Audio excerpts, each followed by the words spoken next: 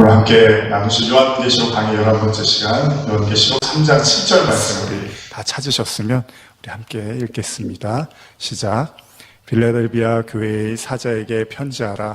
거룩하고 진실하사 다윗의 열쇠를 가지시니 곧 열면 닫을 사람이 없고 닫으면 열 사람이 없는 그가 이르시되.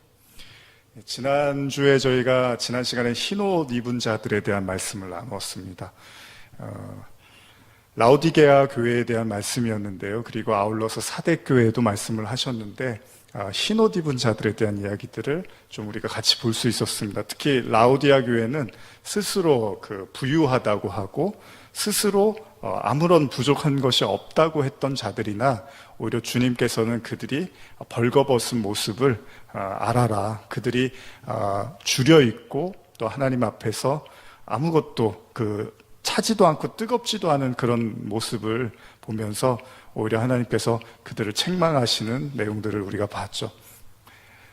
그들에게 말씀하셨던 것은 부유하다고 생각하지만 공고하고 가련하고 가난하고 눈멀다 그리고 벌거벗었다라고 말씀을 하셨습니다. 그 중에 저희는 이제 흰옷에 좀 중점을 둬서 벌거벗은 자들에 대한 이야기를 나눴고요. 이제 오늘은 다시 좀 빌라델비아 교회로 올라갔어요. 그러니까 지난주에는 사대하고 라오디게아 교회를 흰옷 입은 자들의 관점에서 좀 같이 봤고요. 다시 오늘은 올라가서 계시록 3장 7절에 지금 빌라델비아 교회에 대한 말씀을 좀 나누고자 합니다. 여기 빌라델비아 교회에 보면은 여러분들이 지금 읽으신 본문에 다윗의 열쇠를 가지신 이라고 이렇게 기록이 되어 있습니다. 빌라델비아 교회의 사자에게 편지를 하는데 거룩하고 진실하사 다윗의 열쇠를 가지신 이. 근데 여러분들이 잘 아시는 것처럼 빌라델비아 교회는 사실은 크게 하나님께서 책망을 하지를 않습니다. 근데 빌라델비아 교회가 뭐 이렇게 크거나 힘이 있었던 교회는 아니었습니다. 그런데도 불구하고 오히려 하나님께서는 그 교회를 칭찬하고 또 약속의 말씀을 주시는 내용들을 볼 수가 있는데요. 그 중에 오늘 다윗의 열쇠에 대한 이야기로 제가 말씀을 시작하고자 합니다. 여기 보시면은 다윗의 열쇠를 가진 이가 열면 닫을 사람이 없고 닫으면 열 사람이 없는 그가 이르시되 이렇게 시작을 하고 있는데요. 다윗의 열쇠라는 이 내용이 등장하는 구절이 있는데 이게 이사야 22장에 등장을 합니다. 그러니까 뭐 예수님이 이제 다윗의 열쇠를 가졌다는 지금 표현에서 이 말씀을 쓰고 있는데요. 이사야 22장에 가보면은 환상 골짜기에 관한 경고다라고 시작하면서 이 다윗의 열쇠에 대한 표현이 나옵니다. 그래서 오늘 열쇠에 대한 이야기를 좀 여러분과 먼저 나누고 그리고 차차 또 다음 말씀들을 보고자 하는데요. 여러분 이사야 22장 15절에 보면요. 제가 한번 읽어드릴게요. 이 다윗의 열쇠라는 표현이 등장하는 그 구절들을 제가 좀 읽어드릴게요. 주 만군의 여호와께서 이렇게 말씀하신다. 우리말입니다. 왕궁을 관리하는 시종장 셈네에게 가서 말하라. 내가 여기서 무슨 짓을 했느냐? 누구를 위해 이곳에서 이런 짓을 했느냐? 너 자신을 위해 여기에 무덤을 깎아 만들다니 이 높은 곳에 내 무덤을 깎아 놓다니 바위 안에 내가 쉴 곳을 파두었다니 보아라 너 힘센 사람아 여호와께서 너를 단단히 붙잡아서 멀리 던져버리실 것이다. 그가 너를 공처럼 돌돌 말아서 광활한 땅에 내던지실 것이다. 거기에서 내가 죽어서 내 호화로운 병거들만 덩그러니 남을 것이다. 너는 내 주인 집의 수치거리이다. 내가 너를 내 자리에서 쫓아낼 것이니 너는 일자리를 빼앗길 것이다. 이런 내용이 나옵니다. 이게 뭐냐면 하나님께서 이사야에게 주시는 경고의 말씀인데 여기 보면은 셈나라는 사람이 등장을 하는데요. 이 셈나라는 사람이 뭐냐면 왕궁을 관리하는 시종장이었습니다. 그러니까 쉽게 말하면 창고, 곳간의 열쇠를 가진 사람이었다는 거죠. 근데 이 사람에 대한 책망을 하시면서 이제 이 열쇠를 다른 이에게 주겠다라고 하면서 이제 제가 읽은 본문 다음에 다윗의 열쇠라는 표현이 나오는데 여기에 등장하는 셈나는 히스기야 왕의 국고를 맡은 국내 대신이었고 나중에는 강등이 돼서 서기관이 되게 됩니다. 근데 이 사람을 가만히 보면 이 사람이 외교 정책에서 굉장히 중요한 역할을 했다고 하고요. 그 다음에 그런데 이 사람의 문제가 뭐냐면 지금 읽은 말씀처럼 그 중요한 역할을 하고 중요한 힘을 갖고 있었는데 자기를 위해서 뭔가 이제 잘못을 한 거죠. 하나님께서 보셨을 때. 그래서 지금 읽은 본문들이 이제 그 셈나에 대한 어떤 경고와 심판에 대한 말씀입니다. 그래서 결국 그 셈나의 잘못으로 그 관직이 엘리야김에게 이렇게 넘어가는 내용이 있습니다. 그래서 이사야 22장 20절 이하에 보시면 이제 셈나에게 있었던 그 열쇠, 그것이 엘리야김에게 넘어간다라는 내용이 나오는데요. 그날에 내가 hil기야의 아들인 내 종 엘리야김을 부르겠다. 내가 그에게 관복을 입히고 그에게 내 띠를 둘러주면서 내 권력을 그에게 넘겨주겠다. 그는 예루살렘에 사는 사람들과 유다 집의 아버지가 될 것이다. 그리고 내가 다윗의 집의 열쇠를 그의 어깨에 두겠다. 그가 열면 닫을 사람이 없고 그가 닫으면 열 사람이 없을 것이다. 내가 그를 잘 다져진 곳에 말뚝을 박듯이 견고하게 해줄 것이니 그가 선왕의 집에 영광의 보호자가 될 것이다. 그 집의 모든 영광이 그에게 걸릴 것이다. 작은 컵에서부터 항아리에 이르기까지 모든 작은 그릇과 같은 그의 자손과 그 후손의 영광이 그에게 달려 있을 것이다. 지금 들으신 것처럼 이제 쉽게 말하면 곡간의 키를 그 셈나에서 엘리야김에게 넘겨준다는 얘기고, 여기서 다윗의 집의 열쇠라는 표현이 나옵니다. 25절 마지막 절도 제가 마저 읽어드릴게요. 22장 25절인데요. 이사야 만군의 여호와의 말씀이다. 그날에 잘 다져진 곳에 튼튼히 박혀있던 말뚝이 사가서 부러지고 떨어져 나갈 것이니 그 위에 걸어놓은 것들이 깨지고야 말 것이다. 이것은 여호와께서 하신 말씀이다. 어쨌든 간에 그 다윗의 집의 열쇠를 이제 새로운 사에게, 셈나가 아니라 엘리야김에게 넘겨줍니다. 그래서 그 어깨에 둔다라는 표현이 있는데, 그만큼 그 집의 열쇠를 받는다는 것은 아주 무거운 책임이 뒤따른다는 의미도 갖고 있는 거죠. 그러나 이 열쇠를 가진 자의 특권은 뭐죠? 언제든지 모든 출입이 가능하다는 거예요. 모든 열쇠가 그렇지만 열쇠를 가지고 있으면 내가 열고 싶을 때 열 수 있고 잠그고 싶을 때 잠글 수가 있다는 것입니다. 다시 말하면 왕이 가지고 있는 그 권한 못지않은 권한을 갖게 되는 아주 큰 그런 권위와 권력과 그런 어떤 위치에 서게 되는 자, 그런 자를 다윗의 열쇠를 가진 자라고 하는 거죠. 그런데 오늘 지금 제가 읽어드렸던 말씀을 쭉 이렇게 들어보셨을 텐데 가만히 하나만 좀 생각하고 넘어가 보고 싶은데요. 왜 하나님께서 셈나라는 사람에게 그 다윗의 집의 열쇠를 엘리야김에게 넘겼을까요? 그러니까 우리는 이 구절을 보고 여기 다윗의 집에 열쇠가 있습니다. 열쇠는 왕권을 상징하는 만큼의 어떤 큰 힘을 가지고 있으니까 그런 얘기입니다라고 끝낼 수도 있는데, 거기서 끝내지만 말고요. 한번 생각을 해보는 거예요. 그 열쇠를 왜 다른 사람에게 줬을까?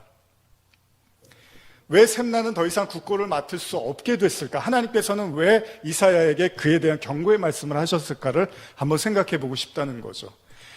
아까 읽었던 본문 중에 좀 구체적으로 언급된 구절이 있었는데 그게 이사야 22장 16절이었는데요. 제가 현대어로 한 번 더 읽어드릴게요. 조금 더 쉽게 들어보세요. 너는 도대체 이 나라에서 무엇을 하는 사람이냐? 나라는 위태로운데도 불구하고 너는 죽어서도 편히 쉴 무덤을 파고 능을 만들어 놓았느냐? 도대체 내가 무엇이기에 드높은 곳에 바위를 파서 내 사후에 안식처를 꾸며 놓느냐? 지금 이 셈나가 하나님 앞에 경고를 받았던, 그리고 그 열쇠를 뺏기게 된 가장 큰 이유를 지금 이렇게 기록하고 있습니다. 개역개정으로도 한 번 더 읽어드릴게요. 내가 여기와 무슨 관계가 있느냐? 여기에 누가 있기에 여기서 너를 위하여 묘실을 팠느냐? 높은 곳에 자기를 위하여 묘실을 팠고 반석에 자기를 위하여 처소를 쪼아내었도다. 지금 같은 성경이지만 버전을 좀 다르게 읽었는데요. 같은 구절이지만요. 이 내용을 한번 가만히 살펴보시면 여러분들이 어떤 느낌이 드십니까? 셈나의 그 히스기야 왕의 국고를 맡은 자인데, 셈나가 했던 행동은 뭐냐면요, 그 열쇠를 가지고 그 재물, 자기가 손이 닿는, 손을 뻗으면 닿을 수 있었던 그 왕실 안에서의 그 재물을 가지고 뭘 했냐면요, 자기의 묘를 준비했다는 겁니다. 굳이 어렵게 생각하지 않아도 자신의 묘실을 파고 반석에 자신의 처소를 만들었다는 내용, 이것만 봐도 알 수 있는 건 뭐죠? 그냥 그가 탐욕과 그런 땅적인 욕심에 휩싸였던 사람이라는 걸 알 수 있겠죠. 다시 말하면 다윗의 집의 열쇠는 다윗 왕궁의 열쇠입니다. 그러니까 이 얘기는 뭐냐면 왕이신 하나님께서 신뢰하는 자에게 주는 열쇠란 말이죠. 그런데 이 열쇠를 가지고 지금, 그러니까 이게 상징적으로도 우리가 이해할 때 하나님이 우리에게 열쇠, 베드로에게도 이제 말씀을 하시지만 그 열쇠를 맡겨줬을 때 그 열쇠를 맡은 자는 무엇을 해야 되냐는 거죠. 또 예수님이 그 열쇠를 가지고 계세요. 그런데 그 예수님이 또 그 열쇠를 누군가에게 준단 말이에요. 그게 잘 기록된 게 마태복음 16장 18절입니다. 제가 읽어드릴게요. 18절, 19절입니다.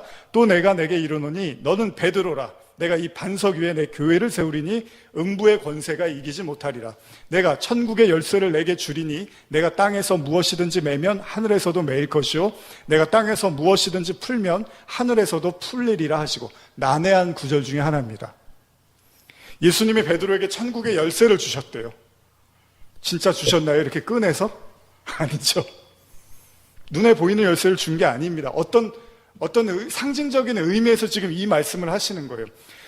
그런데 예수님께서 구체적으로 언급한 게 반석 위에 교회를 세우겠다고 말씀을 하십니다. 즉, 땅 위에다가 하늘의 그 교회, 하나님의 그 성전을 세우시겠다는 말씀이죠. 여기서 말하는 그 성전은 사실은 꼭 그 성전은 아닙니다. 왜냐하면 우리는 이미 구약에서 그 무너진 예루살렘 성전을 너무나 잘 알고 있고, 예수님도 자신의 입으로 이 성전을 헐라 하시면서 자기의 육체를 가리켰다고 합니다. 어쨌든 간에 그 교회가 우리가 알고 있는 그 구약의 그 성전이 아니라 정말 하늘의 그 성령으로 말미암아 세워지는 그 교회를 또 말씀하시는 거란 말이죠. 어쨌든 간에 내가 천국의 열쇠를 내게 주리니 내가 땅에서 무엇이든지 매면 하늘에서도 매이고 땅에서 무엇이든지 풀면 하늘에서도 풀리리라. 얼마나 대단한 이야기죠. 근데 땅에서 뭐를 매고 땅에서 뭐를 풀어야 되고 하늘에서 뭐를 매야 되고 하늘에서 뭘 풀어야 되죠? 난해한 구절입니다. 그런데 이 구절들을 통해서 한 가지 생각해 볼 수 있는 게, 셈나 이야기를 다시 돌아가 보면요, 셈나는 왕의 국고를 맡았습니다. 그런데 그것으로 뭘 했죠? 땅에 자신의 묘실을 팠다고 해요. 무덤을 세우고자 했다는 거예요. 여러분들 역사를 보시면 알겠지만 왕들이 아주 무덤을 휘황찬란하게 많이 만들어 놨죠. 뭐 대표적인 게 막 그 피라미드 같은 거, 그런데 보면은 정말 뭐 어마어마한 그 안에 유물들도 많이 있고, 당시 그 고대 이집트 사람들 또 그런 왕들은 아주 자기의 묘를 아주 그냥 엄청나게 공을 들여서 만들었던 것들을 우리가 잘 알고 있습니다. 그런데 다윗의 집의 열쇠, 그리고 베드로에게 말씀하신 천국의 열쇠, 이걸 한번 같이 좀 연결해서 생각해 볼 필요가 있다는 거죠. 자, 우리는 하나님께서 이 땅을 통해서 우리에게 허락하신 것들이 있습니다. 우리가 무슨 셈나처럼 왕의 국고의 열쇠를 갖고 있지는 않지만 하나님께서 우리에게 이렇게 허용하신 것들이 있습니다. 그런데 하나님의 백성은 그 하나님이 우리에게 허용하신 것들을 통해서 무엇을 해나가야 되죠? 그 반석 위에, 그 땅 위에 하늘의 것을 이렇게 세워가는 거잖아요.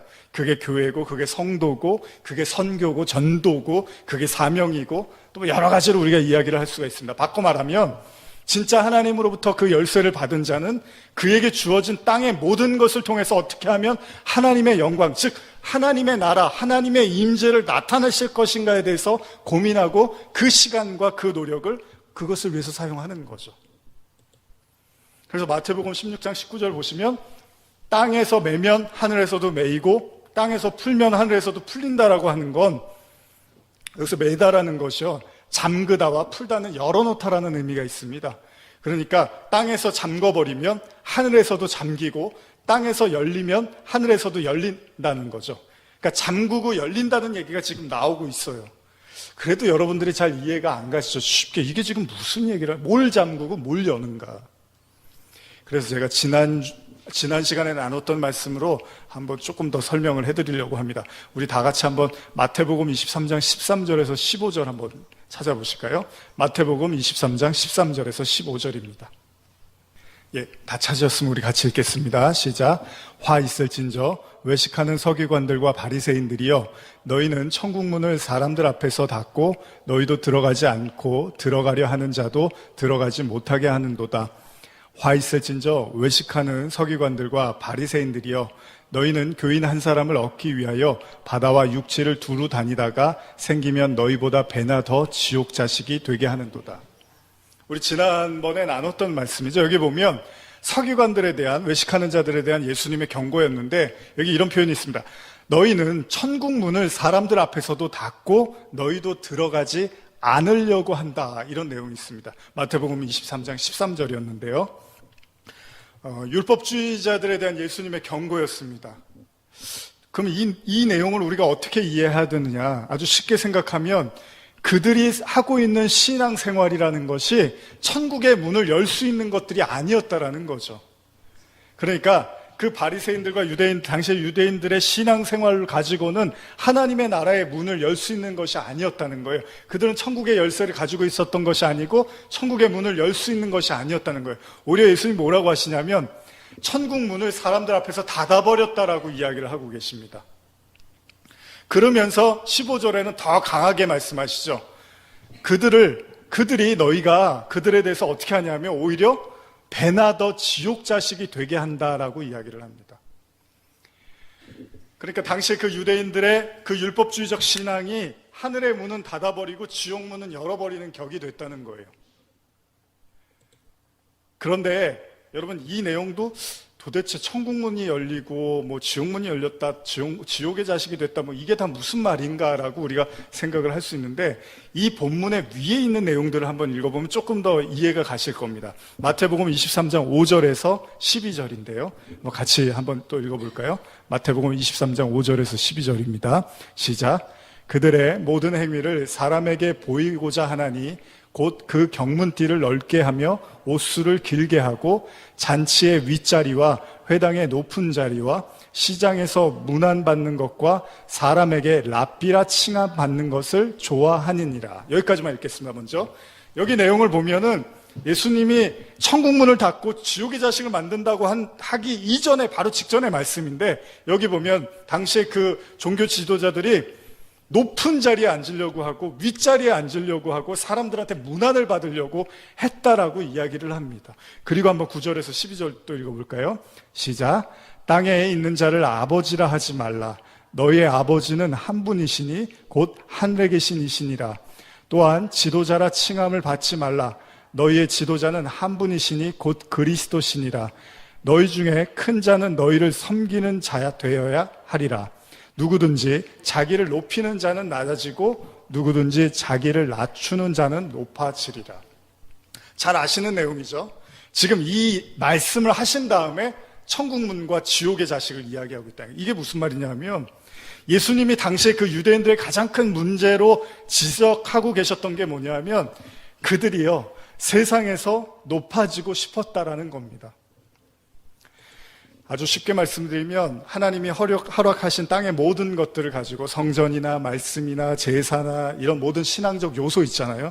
이걸 가지고 그들이 하고자 했던 게 자신의 지위를 향상하고 사람들에게 인기를 얻고 그래서 잔치의 윗자리나 회당의 높은 자리에 앉으려고 하는 것을 즐겼다는 것입니다. 이걸 가지고 예수님이 천국문을 닫고 지옥의 자식을 만든다라고 이야기를 합니다. 여기 주의 깊게 볼 구절이 9절인데요. 땅에 있는 자를 아버지라 하지 말라 이런 표현을 하고 있는 거죠. 그래서 이 내용들을 가만히 보시면 이사야서에서 아까 등장했던 셈나에 관한 구절을 한번 생각해 보시면 이게 연결이 됩니다. 다시 한번 제가 읽어드릴게요. 이사야서의 그 셈나에 대한 이야기입니다. 22장 16절인데 내가 여기와 무슨 관계가 있느냐? 여기에 누가 있기에 여기서 너를 위하여 묘실을 팠느냐 그러면서 뭐라고 하냐면 높은 곳에 자기를 위하여 묘실을 팠고 반석에 자기를 위하여 처소를 쪼아냈도다 이런 표현이 있습니다. 여러분 우리가 원죄를 이야기할 때 가장 우리가 많이 언급한 게 하나님처럼 되는 거잖아요. 그러면 지금 이 셈나의 문제도 뭐냐면 높은 곳에 자기의 묘실을 파고 반석 위에 자기를 위하여 처소를 만들었다라는 이야기를 합니다. 그러니까 하나님께서 이 세상을 창조하신 창조 목적이라는 게 뭐냐면 여러분 이 세상은 하나님 거라며요. 하나님이 다 만드신 거라며요. 그렇죠? 근데 오늘날의 문명은 그리고 지금까지의 역사나 문명은 인간들에 의해서 만들어지고 인간들에 의해서 이렇게 발전되어 왔잖아요. 어떤 마음으로요? 우리가 처음에 그 에덴 동산에서 따먹었던 그 선악과를 먹고 선과 악, 이거는 선한 거야, 이건 악한 거야, 이 사고와 이 발상을 가지고 역사는 계속 진행되었습니다. 그래서 전쟁을 하고 싸우고 죽이고 괴롭히고 오늘날 우리가 살고 있는 이 순간에도 그 선악에 의한 그 인간들의 그 마음으로 인해서 일어나는 수없이 많은 일들과 아픔과 고통들은 여전히 존재하고 있습니다. 그러나 그것이 때때로는 좋아 보입니다. 왜냐하면 우리 인간을 위해서 많은 것들을 발전시키고 발달시키기도 하니까요. 그러나 그만큼 또 인간은 그 선악으로 인해서 또 다른 고통을 겪기도 하는 거죠. 뭐 좋은 게 발명이 되면 그 좋은 것 때문에 또 어떤 폐해가 생기잖아요. 그러니까 인간의 어떤 문제들은 항상 이런 양극을 달릴 수밖에 없었던 거죠. 왜요? 사람들이 관심이 있는 것은 죽음 이후에, 그러니까 이 세상을 만드신 하나님에 대하여 사람들이 관심이 있는 게 아니라 이 세상에서 어떻게 우리가 조금 더 편하고 안락하고 행복하게 살 수 있을까가 모든 사람들의 관심이고 목적이니까 우리가 가지고 있는 선악과 지식을 최대한 발동해 갖고 우리는 그렇게 문명을 발전시켜 나갈 거라는 거죠. 자동차가 좋습니다. 그러나 그 차 때문에 많은 사람들이 또 다치기도 하고 죽기도 하듯이, 그러니까 뭐 좋은 게 있으면 그만큼의 폐단도 있단 말이죠. 아픔도 있단 말이죠. 어쨌든 그럼에도 불구하고 인간은 계속해서 그 선과 악의 마음으로 세상을 발전시켜 나가는 거죠. 왜냐하면 그들의 목적은 하나님이 주시는 자원과 하나님이 주시는 세상을 에너지 삼아서 이 세상에서 천국을 만들고 싶은 거잖아요. 그래서 셈나도 그 왕실의 그 국고를 맡으면서 그 힘과 그 재물을 가지고 결국은 자신이 죽은 다음에 자신의 묘실을 쌓는 것에 이렇게 신경을 쓰기 시작했다는 거죠. 근데 하나님은 그것을 그 자리도 빼앗아 버리고 그 모든 권한과 그 열쇠도 이렇게 빼앗아 버렸다는 내용을 우리가 보는 거죠. 그러니까 천국문이 열리지 않는다는 것은, 당시 유대인들에게 예수님이 천국문이 열리지 않는다고 이야기하는 것은 그들이 천국에 관심이 없었다는 얘기를 하고 있는지도 모릅니다. 그들은 여전히 땅에 있는 자를 아버지라고 부르면서 또 그들 스스로도 아버지로 대우받기를 원했고 종교적인 최고의 지도자로 인정받기를 원했고, 그래서 그들은 항상 높은 자리와 항상 사람들의 그 인기와 그 명예가 따르는 그런 곳에서 박수를 받기를 좋아했습니다. 예수님이 그들에게 말씀하셨죠. 너희들의 상은 없어. 너희들은 이미 받을 상을 다 받았다라고 얘기를 하시죠. 그것이 결국은 그들이 이끌고 있는 성도들을 지옥문으로 이끈다라는 이야기를 하는 거죠. 다시 말하면 땅을 목적 삼는 신앙은 결국은 육체의 소욕을 이루어주는 데 있는 것이고, 하늘의 열린 문을 바라보지 못하는 자들은 결국 땅에서 어떻게든 기쁨을 찾으려고 애쓰고 노력할 거라는 거죠. 결국 땅에 주는 기쁨을 찾기 위해서 그들은 자신의 신앙도 어떻게든 땅의 것으로 만들어버릴 거라는 거죠. 여러분, 예수님이 십자가를 지시기 전에 잘 아시는 내용이죠. 야고보의 어머니가 자신의 아들들을 데리고 예수님께 이렇게 말합니다. 예수님한테 뭐라고 하냐면, 나의 이 두 아들을 주의 나라에서 하나는 주의 우편에 하나는 주의 좌편에 앉게 해주세요. 이렇게 이야기를 합니다. 이때 예수님이 마태복음 20장 22절에 이렇게 말씀하십니다. 예수께서 대답하여 이르시되 너희는 너희가 구하는 것을 알지 못하는도다. 내가 마시려는 잔을 너희가 마실 수 있느냐? 그들이 말하되 할 수 있나이다. 지금 예수님이 십자가에 대한 이야기를 아주 진지하게 제자들과 나누고 있었는데요. 야고보의 어머니가 예수님께 요청한 것은 자신들의 아들들이 좋은 자리에 앉게끔 해달라는 겁니다. 물론 주의 나라에서라고 표현하는데 이 주의 나라가 죽음 이후의 주의 나라인지, 아니면 예수님이 이제 그 왕권을 발동해서 예수님이 많은 사람들의 총애와 지목을 받을 때 그때를 이야기하는지, 아마 후자가 더 가까울지도 모를 겁니다. 이때 다른 제자들이 막 화를 냅니다. 분개를 합니다. 그리고 25절 이하에 제가 우리말로 읽어드릴게요. 예수께서 제자들을 함께 불러놓고 말씀하셨습니다. 너희도 알듯이 이방 통치자들은 자기 백성들 위에 군림하고 그 고관들도 권력을 행사한다. 너희는 그렇게 해서는 안 된다. 오히려 누구든지 너희 중에 큰 사람이 되려는 사람은 너희를 섬기는 사람이 되어야 하고, 누구든지 첫째가 되려는 사람은 너희 종이 되어야 한다. 인자가 역시 섬김을 받으러 온 것이 아니라 섬기러 왔고 많은 사람을 위하여 자기 목숨을 대속물로 주려고 온 것이다. 예수님은 아주 단호하게 말씀을 하십니다. 진짜 높은 자는 정말 낮은 자야. 진짜 섬김을 받는 자는 섬기는 자야. 진짜 하나님의 종은 목숨을 내놓는 자들이야. 예수님이 아까 바리새인들을 꾸짖으면서 하셨던 얘기, 지금 이 마태복음에서 자기의 아들들을 좋은 자리에 앉혀달라고 할 때도 이 말씀을 하시지만, 아까도 뭐라 그랬죠? 우리가 읽었던 본문에서 바리새인들 꾸짖으면서 뭐라 그랬죠? 너희 중에 큰 자는 너희를 섬기는 자가 되어야 하리라. 누구든지 자기를 높이는 자는 낮아지고 누구든지 자기를 낮추는 자는 높아지리라. 이런 얘기를 계속하고 있어요. 제가 지금 왜 다윗의 열쇠를 얘기하면서 자꾸 낮아지고 높아지고 이런 얘기를 하는지 한번 여러분들이 계속 말씀을 한번 또 들어보세요. 여러분, 이 땅에서 왕이 되려는 자는 결코 천국의 열쇠를, 그들에게는 천국 문이 열릴 수가 없다는 거죠. 천국 문은 땅의 것을 통해서 오로지 반석이신 예수 그리스도를 깨닫는 자에게 열린다는 거예요. 무슨 말씀을 드리냐면요, 아주 제가 쉽게 말씀드리면, 저와 여러분들에게 지금 모든 주어진 상황과 사람과 관계와 모든 거 있잖아요. 이 모든 것의 하나님의 궁극적 목적은 딱 하나입니다. 예수 그리스도를 우리에게 말씀하시기 위한 거예요. 이거 외에는 하나님의 관심은 없습니다. 우리는 가끔 그래요. 너무 교회에 미치지 말고, 너무 신앙생활 너무 이렇게 극성맞게 하지 마. 그거 좋은 거 아니야. 그냥 적당히, 신앙도 좀 적당히 하고, 또 사회생활도 적당히 하고, 이렇게 적당히 하는 게 좋지, 뭐 이렇게 어디에 너무 빠져있고 미쳐있으면 좋은 거 아니야. 맞는 얘기예요. 미쳐있으면 안 되죠. 제정신으로 살아야죠. 그러나 하나님은 이 세상을 만드신 목적이 하나님 나라, 그러니까 하나님의 백성들에 대한 구원 외에는 관심이 없으니까, 사실은 여러분들이 교회 안에 계시거나 아니면 교회 밖에 계시던 간에 하나님은 딱 하나만 가리키고 계시다는 거죠. 지난 주일날도 설교를 나눴지만은 우리가 생각했을 때는 이건 하나님과 무관한 일이겠지, 이 나에게 찾아오는 이런 어려움은 하나님과는 상관없지, 뭐 이런 생각을 우리가 할 수 있잖아요. 근데 그런 일은 없습니다. 이 세상에 모든 일이 다 하나님과 관계가 있고요, 모든 우리에게 일어나는 모든 사람과 모든 관계는 다 하나님과 관계없는 일은 단 하나도 존재하지 않습니다. 하나님은 제가 항상 말씀드리지만 단 1초도 허투루 쓰지를 않습니다.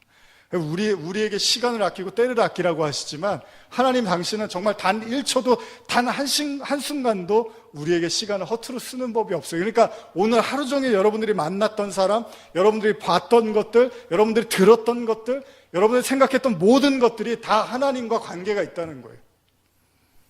그 관계의 목적은 결국 그리스도겠죠. 그리고 그 그리스도를 통한 하나님의 나라가 결국 궁극적으로 우리에게 말씀하시고자 하는 하나님의 계시고 말씀이겠죠.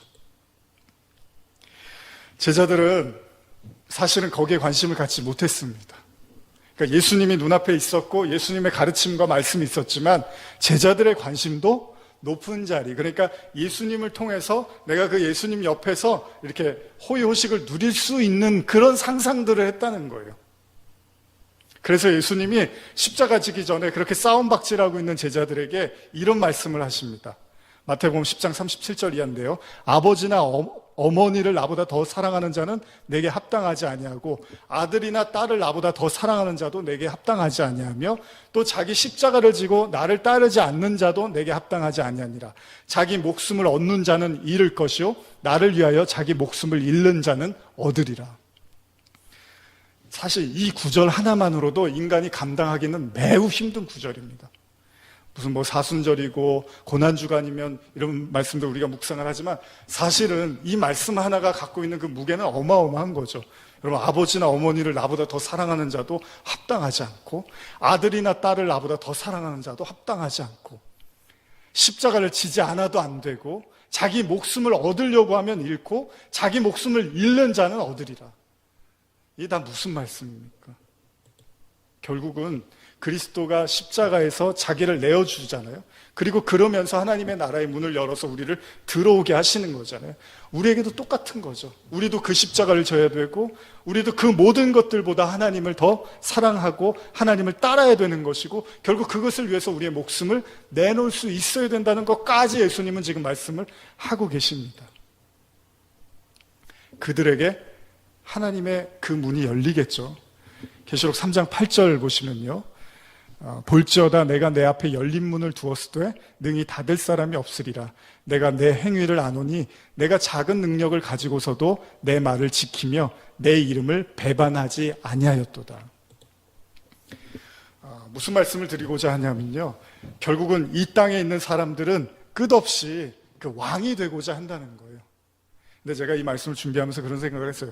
아니, 우리는 서민이고, 우리는 뭐 그렇게 돈을 많이 가진 것도 아니고, 우리는 권력을 그렇게 가진 것도 아닌데, 우리가 무슨 왕이 되면 뭐 무슨 대단한 그런 게 될 수 있겠습니까라고 생각을 하잖아요. 그런데 사실 주님께서 자꾸 그럼에도 불구하고 우리에게 낮아져야 되고 종이 돼야 되고 섬겨야 된다라고 말씀하시는 이유가 뭘까요?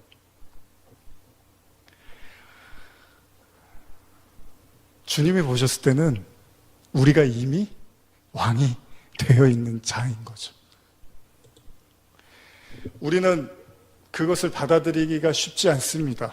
그러니까 내가 하나님 앞에서 내가 왕처럼 군림하고 뭐 사람들한테 막 그렇게 군림하고 내가 사람들한테 막 화를 내고 내가 하고 싶은 대로 못하면 막 분을 내고 나는 그렇지 않은데 나는 그렇게까지 막 몹쓸게 살지 않는데 이런 생각을 할 수 있는데 주님께서는 그렇게 보지 않는다는 거예요. 이미 이 땅에 있는 모든 사람들은 다 왕이 되고자 하는 강렬한 욕망을 가지고 있는 것을 주님이 잘 아시는 거죠. 그래서 지난번에도 야곱에 대한 이야기를 나눴지만은 사실 야곱과 그 에서와의 관계에서 형이잖아요. 에서가 형이고 야곱이 동생인데 야곱은 자꾸 그 형의 자리를 넘보고 그 형을 어떻게든 이기고 싶어 하고 그 형의 복을 뺏으려고 하죠. 그러면서 그 자리를 바꾸려고 해요. 자신의 힘과 막 노력을 해서 어떻게든 형의 자리를 어떻게든 찬탈하려고 하는 거죠. 그런데 그럼에도 불구하고 하나님은 그 야곱을 또 사랑했다고 말씀을 하시는 거죠. 우리가 잘 이해가 가지 않는 내용이죠. 그러면 주님께서 진정한 이 땅에 왕으로 오셨음에도 불구하고 십자가를 지게 되시는 이유가 뭘까요? 왜 주님께서 왕으로 오셔서 모든 것이 가능하시고 모든 것을 능력을 나타내실 수 있었던 주님은 십자가를 지시면서 저 아래, 그러니까 인간 세상에서도 가장 낮은 곳까지 내려가셨습니다. 그리고 결국은 그 인간들에게조차도 모욕과 수모와 수치를 당하는 그 자리까지 예수님은 내려가셨습니다. 그럼 한번 우리가 생각해 보는 거예요. 결국 셈나에게 다윗의 그 열쇠를 하나님이 뺏으셨던 이유. 결국 셈나가 원했던 것은 죽어서라도 자기의 그 묘실이 높은 자리에서 사람들에게 추앙을 받고 싶었던 그 마음의 욕심을 버릴 수가 없었던 거죠. 그러니까 쉽게 말씀드리면 결국 셈나는 그냥 땅의 사람이었다는 거예요. 땅의 사람은 그냥 땅의 것만 생각합니다. 그리고 그 땅의 것을 가지고 그 땅의 것을 얻기 위해서 끝없이 자신의 힘과 시간과 노력을 다해서 그 땅의 것을 어떻게라도 하나라도 더 얻으면 그것으로 만족을 합니다. 애초에 하늘의 것에 대한 소망이라든지 하늘의 것에 대한 관심은 없습니다. 그러면 예수님이 그 다윗의 열쇠를 가지셨던 그 예수님이 십자가를 지시고 인간의 가장 낮은 곳, 실제로 예수님이 죽으시고 사흘 만에 부활하셨잖아요. 그러니까 예수님이 이 땅에 가장 어둡고 가장 그 땅의 끝까지 이렇게 내려가 버리셨다는 거죠. 근데 이게 우리에게 도대체 말씀하시고자 하는 게 뭘까요? 그리고 이것이 그 천국문, 천국의 열쇠와 도대체 어떤 그 관련이 있을까요? 사도행전 7장 55절 이하에 보면요, 스데반이 성령이 충만해서 하늘을 우러러 주목하면서 하나님의 영광과 및 예수께서 하나님 우편에 서신 것을 보고 말하되 보라 하늘이 열리고 인자가 하나님 우편에 서신 것을 보노라 한데 그들이 큰 소리를 지르며 귀를 막고 일제히 그에게 달려들어 성 밖으로 내치고 돌로 칠세 증인들이 옷을 벗어 사울이라 하는 청년의 발 앞에 두니라. 그들이 돌로 스데반을 치니 스데반이 부르짖어 이르되 주 예수여 내 영혼을 받으시옵소서, 이런 내용이 나옵니다. 여기도 보면요, 자, 스데반이 그 핍박을 받을 때 하늘 문이 열리면서 하나님, 인자가 하나님 우편에 서신 것을 보게 됩니다. 실제로 하늘 문이 열리는 것을 스데반이 봤다고 합니다. 그런데 어느 순간에 보는 거죠. 스데반이 복음을 전하고 그 사람들에 의해서 온갖 그 모욕과 핍박과 돌에 맞고 그 죽음의 직전에서 하늘 문이 이렇게 열리는 걸 보게 되죠. 한번 제가 이렇게 쭉 말씀을 전했는데 한번 이렇게 종합해서 한번 생각을 해 보셨으면 좋겠습니다. 왜 하나님은요, 하늘 문을 여실 때 하늘을 향해서 막 나가려고 하는 자에게 하늘 문을 열어주시면 되는데 오히려 그 땅의 끝, 땅의 가장 어두운 곳에 있을 때 하늘 문을 여시냐는 거예요. 예수님이 십자가를 지고 그 땅의 가장 깊고 어두운 곳에 있을 때 그 부활을 통해서 하나님이 생명으로 예수님을 이렇게 살리시잖아요. 그런 것처럼 지금 스데반도 그 하늘문이 언제 열리냐 하니까 스데반이 핍박을 받고 죽음의 그 박해의 그 정점에 이르렀을 때 하늘문이 열리더라는 거예요. 이상하지 않으십니까? 왜 하나님이 하늘문을 야곱처럼요, 막 그냥 형을 어떻게든 해서 이겨서라도 하늘을 어떻게든 올라가려고 하는 자에게 하늘문을 여시는 게 아니라 결국 야곱이 언제 하늘문 열리는 걸 보죠? 형한테 이제 죽게 됐을 때, 그래서 도망쳐 나왔을 때, 그때 야곱의 그 사닥다리를 보는 거죠. 하나님의 천사가 오르락 내리락 하는 거. 왜 하나님은 절망의 끝에 있을 때 하늘문을 여시냐는 거예요. 왜 죽음의 끝에 있을 때 하늘문을 여시냐는 거예요. 그리고 그걸 천국의 열쇠라고 한단 말이에요. 그래서 예수님이 베드로에게 자, 내가 너에게 천국 열쇠를 줄 거야 그랬어요. 그런데 베드로가 어떻게 했죠? 그 열쇠 받고서 정말 교회를 바로 세웠나요? 아니에요. 예수님 부인하고 도망가고 저주하고 그랬단 말이에요. 그러니까 바로 줘서 그걸 바로 받아다 쓴 게 아니라 결국 베드로도 그 천국의 열쇠를 이용하기 위해서 그 땅의 끝까지 내려갔다는 거예요. 십자가, 회개. 그리고 나서야 그 땅 위에 반석이라는, 베드로라는 그 교회를 세우게 하셨다는 거죠. 그때 여기 힌트가 하나 있는데요. 예수님이 베드로한테 이 말씀을 하실 때 여기 힌트가 하나가 있습니다. 제가 지금 여러분께 드리고 싶은 말씀의 힌트인데요. 마태복음 16장 20절인데요. 18절인데요. 18절. 또 내가 내게 이르노니 너는 베드로라, 내가 이 반석 위에 내 교회를 세우리니 음부의 권세가 이기지 못하리라. 이런 말씀이 있습니다. 그러니까 반석 위에 예수님이 교회를 세우게 되고 그래서 베드로에게 그 열쇠를 주십니다. 그런데 이 교회는 어떤 교회예요? 음부의 권세가 해하지 못하는. 이걸 제가 현대어로 읽어드리면요, 또 나는 하늘나라의 열쇠를 너에게 주겠다. 내가 땅에서 잠가둔 문은 어떤 것이든지 하늘에서도 잠길 것이고 땅에서 열어둔 문은 하늘에서도 열릴 것이다. 이런데 18절을 제가 읽어드리면 너는 베드로라, 이 반석 위에 내 교회를 세우리니 그 어떤 죽음의 세력도 그것을 누르지 못할 것이다. 그런데 요거를 우리말에서는 이렇게 표현하는데요. 내가 이 반석 위에 내 교회를 세울 것이니 지옥의 문들이 이것을 이길 수 없을 것이다. 자, 예수님이 말씀하시는 교회는 지옥의 세력, 지옥의 문이 어떠한 해도 입힐 수 없는 그 교회를 세우겠다고 지금 말씀을 하십니다. 그러기 위해서 예수님이 하신 게 십자가 사건이잖아요. 그래서 십자가 사건이 주고 있는 의미는 뭐냐면 모든 음부의 권세를 예수님이 다 이기신 사건이죠. 그러면 예수님이 제자에게, 베드로에게 그 천국의 열쇠를 주셨다고 했을 때 베드로는 반드시 겪어야 되는 게 있는 거예요. 뭐죠? 예수님으로 말미암아 그 음부의 권세를 이기게 되는 그 경험을 해야 되는 거죠. 그러기 위해서는 어디로 가야 되는 거예요? 음부의 권세가 있는 곳으로 가야 되는 거죠. 호랑이를 잡으려면 호랑이 굴로 가듯이 결국 베드로도 사탄이라는 이야기를 듣습니다. 예수님한테. 그리고 나서 그 십자가를 반역하는, 대적하는 자리에 서게 되면서 결국 자기가 어느 순간에 음부의 권세가, 음부의 세력으로 돌변하게 돼버립니다. 그러나 그 예수님의 은혜로 말미암아 베드로가 회개를 하고 그 예수님의 부활과 그 다시 사시는 그 장면을 목격하시면서 성령을 받게 되는 이 과정을 베드로가 겪게 되는 거죠. 제가 이번 주일날도 이 설교를 나눌 건데요.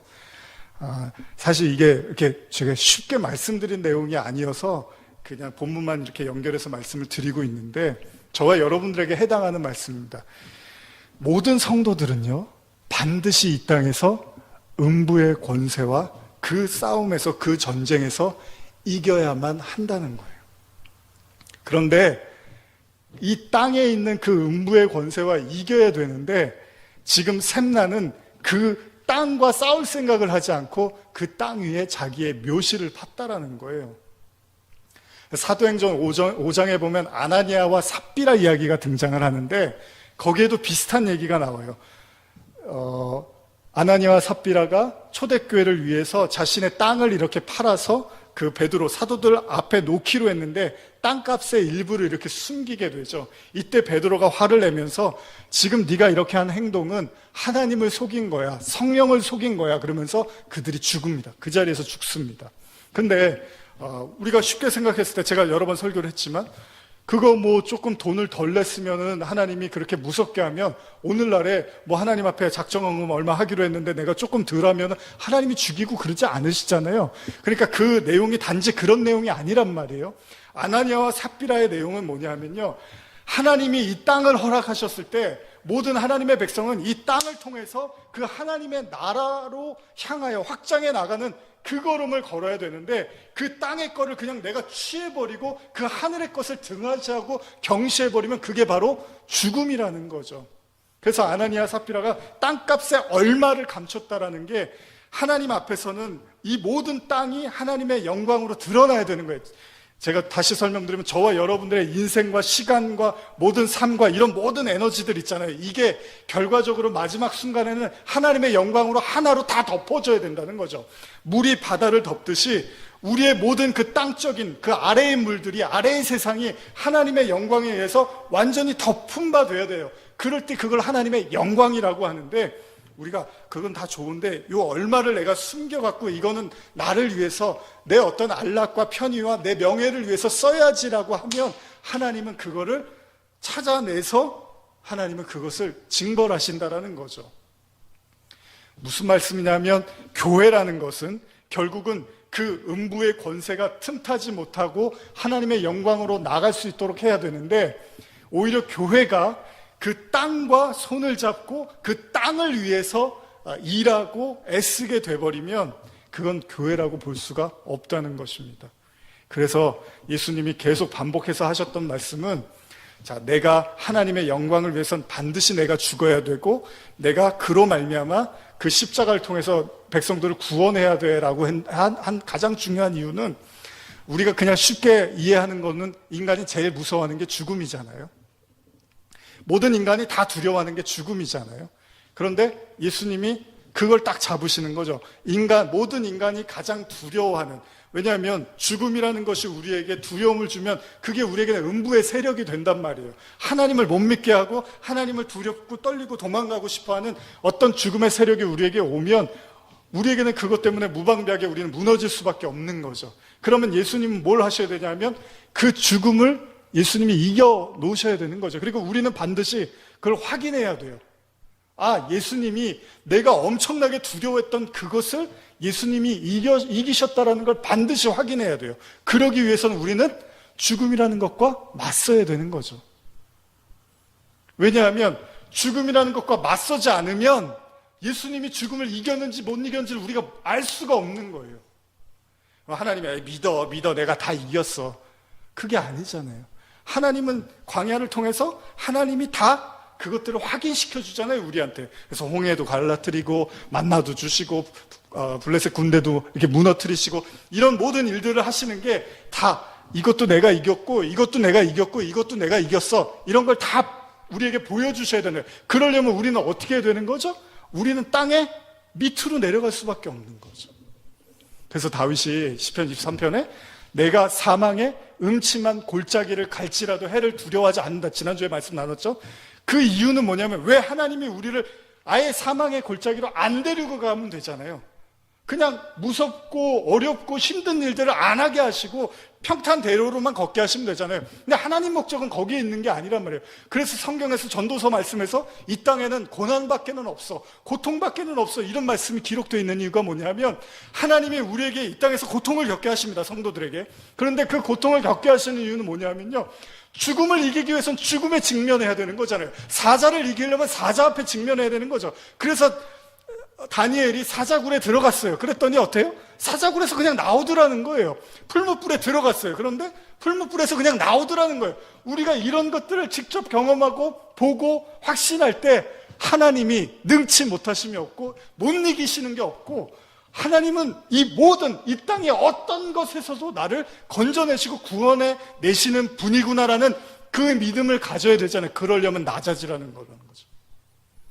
그래서 예수님이 가장 낮은 자의 자리로 와서 그 모든 인간이 두려워하는 그 모든 것들을 다 멸하고 나서야 하늘로 올라가시는 거예요. 그 예수님을 믿는 우리는 동일하다는 거죠. 그리스도와 합하여 세례를 받았으니까 우리도 그 땅의 끝, 그 시면의 가장 깊은 곳, 그 인간의 어둠의 가장 깊은 곳까지 내려가지만 결국 거기서 다시 일으키시는 하나님을 보게 되는 거죠. 이걸 천국의 열쇠, 음부의 권세가 해하지 못하는 교회, 성전, 하나님 나라라고 하는 거죠. 근데 오늘날의 하나님 나라, 오늘날의 성전은 얼마나 부실합니까? 아무것도 아닌 것에 우리는 쉽게 무너져 버리잖아요. 쉽게 낙담해 버리고. 그래서 예수님이 제자들한테 따끔하게 얘기하는 거예요. 나를 따르려거든 자기 십자가를 지고 가야지. 나를 따르려거든 자기 목숨을 미워해야지. 자기 목숨을 사랑하고 어떻게 자기를 살기를 원해? 그런 건 없어. 하나님 나라에서는 자기 목숨을 미워하는 자가 그 자가 진짜 생명을 얻는 거야. 진짜 그냥 미워하라는 얘기가 아니고요, 몸을 학대하라는 얘기가 아니라요, 하나님이 여러분과 저를 똑같은 얘기죠. 왜 뭐하러 이스라엘 백성들을 굳이 홍해 앞으로 끌고 갑니까? 홍해 앞에서 듣는 소리가 뭐죠? 하나님이 왜 우리를 매장지가 없어서 여기서 죽이려고 지금 홍해에 나왔습니까? 모세한테 욕하고 난리가 났어요. 사람들이 막 원망하고 불평하고. 여러분 그런 거 한 10분만 듣고 계셔봐요. 시험 들어요. 그냥 도망가고 싶어요, 제가 하나님이어도. 근데 하나님이 굳이 그런 얘기를 다 들어요. 그리고 나서 뭐라 그러죠? 자, 이제 모세야, 이제 지팡이로 이렇게 바다를 쳐봐. 그랬더니 바다가 확 갈라진단 말이죠. 기적 얘기하고 제가 기적 말씀드리고 싶은 게 아니라, 하나님은 저하고 여러분들을 자꾸 땅의 그 깊은 곳까지 끌고 들어갈 거예요. 욥처럼요. 성도의 삶이 그래요. 우리가 피하고 싶고 우리가 직면하고 싶지 않고 우리가 도망가고 싶은 그런 상황으로 하나님은 자꾸 우리를 몰고 갈 거예요. 왜요? 부활의 능력을 가르쳐 주시려고. 성도는 어떤 곳에서도 죽지 않아. 성도는 어떤 곳에서도 살아남을 수 있어. 성도는 어떤 곳에서도 하나님이 건져주셔. 성도는 어떤 곳에서도 그를 지켜주셔. 이걸 하나님이 우리에게 가르쳐 주시는 거죠. 그런데 그 땅 위에다가 샘나는 묘실을 지을 생각을 했다는 거예요. 상징적 의미입니다. 오히려 하나님은 그 음부의 권세를 이기게 하시는 그 다윗의 열쇠, 그 진정한 하나님 나라의 그 키를 넘겨주려고 했는데, 인간은 그런 것과는 대결하고 싸우고 직면할 생각도 안 하고 어떻게 하면 내가 좀 안락하게 마지막을 마무리할 수 있을까? 사람들의 관심은 다 거기에 있었다는 거죠. 사망의 음침한 골짜기에 가야지 사망의 음침함이 뭔지를 아는 거잖아요. 그렇죠? 우는 사자 앞에 가봐야지 우는 사자가 무서운 줄도 알고, 그 우는 사자 앞에서 하나님이 나를 건져내 주시는 것도 아는 거죠. 풀무불 앞에 가봐야 그 풀무불에서도 내가 죽지 않는다는 걸 아는 거죠. 이게 다윗의 열쇠를 가지셨던 예수님이십니다. 그래서 다니엘서에서 풀무불에 다니엘의 세 친구가 들어가고 네 번째 사람, 하나님의 아들 같은 사람을 그 속에서 발견하게 되는 거죠. 저와 여러분들도 마찬가지입니다. 지금 어떤 상황에 처해 계신지는 모르지만 성도의 삶은 녹록하지만은 않습니다. 쉽지만은 않습니다. 항상 어려움이 따를 수 있고요. 항상 내가 감당할 수 있을까라는 의문이 들 수도 있습니다. 그런데 여러분, 그 속에서 건짐을 받을 때 그 기쁨은 이루 말할 수가 없죠. 하나님이 과연 이 속에서도 나를 건져내 주실 건가? 과연 이러한 환난 속에서도 나를 꺼내 주실 건가? 여러분, 계시록은 다 그 얘기 아닙니까? 어떤 환난과 어떤 어려움이 와도 성도는 하나님이 구출해 내신다는 게 계시록이잖아요. 사실 구구절절히 저희가 이 얘기 다 안 나눠도 결국 하나님의 백성은 어떻게든 꺼내 주시겠다고 하시는 게 하나님의 약속인 거죠. 저는 여러분들이 오늘 다윗의 열쇠하면서 좀 본문하고 좀 동떨어지게 들리실 수도 있겠지만, 그러나 결국은 예수님이 이긴 자로서 우리 앞에 그 다윗의 열쇠를 가지고 나타나셨습니다. 예수님이 베드로에게 땅에서 무엇이든지 매면 하늘에서도 매일 것이고 땅에서 무엇이든지 풀면 하늘에서도 풀린다고 말했던 것처럼, 여러분들에게도 더 이상 여러분들을 매고 가둘 수 있는 건 이 땅에 없다는 얘기를 예수님이 하고 싶었던 거예요. 그래서 네가 진짜로 그리스도가 누군지를 알고 하나님의 은혜가 무엇인지를 알면 네가 더 이상 땅에서 매일 것도 없고 땅에서 풀지 못할 일도 없다라는 얘기를 예수님은 하신 거고, 결국 그것이 하늘을 여는 것이야 라고 말씀하고 계시다는 거죠. 여러분들은 그런 분들이십니다. 그래서 계시록 3장 9절에서 13절까지 읽고 마무리하겠습니다. 계시록 3장 9절에서 13절입니다. 시작. 보라, 사탄의 회당 곧 자칭 유대인이라 하나 그렇지 아니하고 거짓말하는 자들 중에서 몇을 내게 주어 그들로 와서 내 발 앞에 절하게 하고 내가 너를 사랑하는 줄을 알게 하리라. 내가 나의 인내의 말씀을 지켰은즉 내가 또한 너를 지켜 시험의 때를 면하게 하리니 이는 장차 온 세상에 임하여 땅에 거하는 자들을 시험할 때라. 내가 속히 오리니 내가 가진 것을 굳게 잡아 아무도 내 면류관을 빼앗지 못하게 하라. 이기는 자는 내 하나님의 성전의 기둥이 되게 하리니 그가 결코 다시 나가지 아니하리라. 내가 하나님의 이름과 하나님의 성 곧 하늘에서 내 하나님께로부터 내려오는 새 예루살렘의 이름과 나의 새 이름을 그 위에 기록하리라. 귀 있는 자는 성령이 교회들에게 하시는 말씀을 들을지어다. 어떤 환난에서도 하나님은 우리를 지켜내시겠다는 겁니다. 현대어로 잠깐 읽어드리면, 그러므로 나는 이 세상에 살고 있는 모든 인간을 시험하기 위하여 닥쳐올 큰 재난과 시련의 때에 너를 보호하여 주겠다. 그러니까 성도의 삶은 이 모든 싸움에서 이기는 것을 확인하는 겁니다. 그리고 마지막 순간에 이 세상에서 내가 두려워할 것은 아무것도 없었구나라는 것을 결국 인정하고 하나님 나라로 가는 거겠죠. 과정 속에서는 우리는 힘들어합니다. 어려워합니다.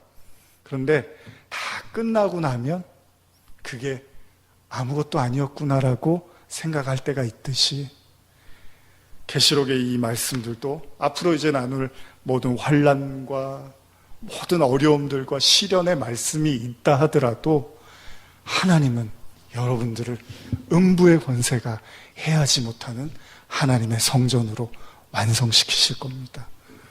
예수님의 이름으로 우리는 걸어갈 겁니다. 기도하시겠습니다. 하나님 아버지, 감사합니다. 주님은 다윗의 열쇠, 하나님 나라의 열쇠를 가지셨다고 말씀하셨습니다. 그리고 그것을 베드로에게 준다고 말씀하셨습니다.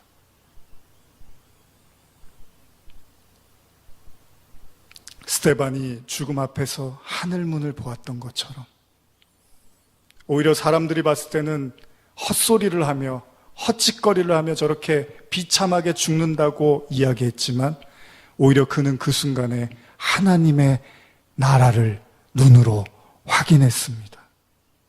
오늘 이 자리에 모인 성도들의 삶이 어떤지 저는 다 알 수 없습니다. 그러나 아무리 비참하고 아무리 힘겹고 어렵다고 느껴지더라도 그 순간에 열리고 있는 하나님의 나라의 그 문을 보게 하여 주시옵소서. 예수님의 이름으로 기도드립니다. 아멘.